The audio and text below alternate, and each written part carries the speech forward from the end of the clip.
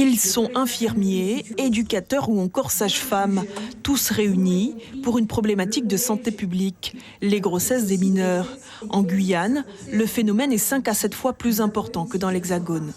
Ça touche tout le territoire guyanais, le littoral, comme le Maroni, comme l'Oyapock, avec en proportion le territoire du Maroni et de l'Oyapock qui sont peut-être un petit peu plus élevés que ce qu'on peut observer en proportion au niveau régional. On a recensé en 2016 à peu près 400 accouchements de mères de moins de 18 ans. Ça représente sur l'ensemble des mères qui ont un enfant pour la première fois, ce qu'on appelle les primipares, à peu près une grossesse sur 6, ce qui est quand même assez élevé, à peu près 17%. Face à ce constat, des projets de prévention et d'accompagnement. Exemple au collège La Canopée de Matoury. Une sage-femme de la PMI a assuré l'année dernière des permanences un mercredi par mois, une cellule d'écoute et d'entretien volontaire individuel ou par petits groupes. Le résultat est flagrant, madame, puisque l'année dernière, nous n'avons enregistré aucune grossesse chez nos adolescentes, simplement une intervention volontaire de grossesse, donc le résultat est probant.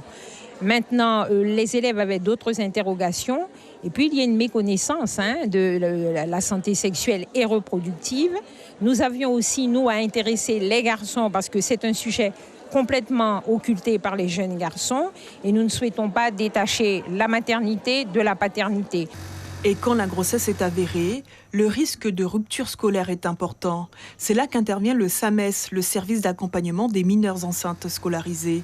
Depuis 2015, l'organisme propose une aide aux jeunes filles déscolarisées pour cause de maternité. Une fois qu'on reçoit les jeunes filles, en fait, on met en place, donc elle s'est validée quand même.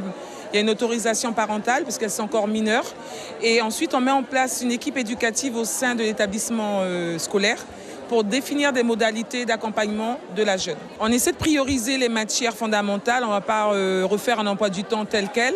On essaie de prioriser les matières fondamentales par des enseignants éducation nationale qui se rendent au domicile de la jeune pour assurer la continuité scolaire. Au-delà des chiffres, notons que chez les adolescentes, les accouchements seraient plus à risque pour la santé de l'enfant et de la mère.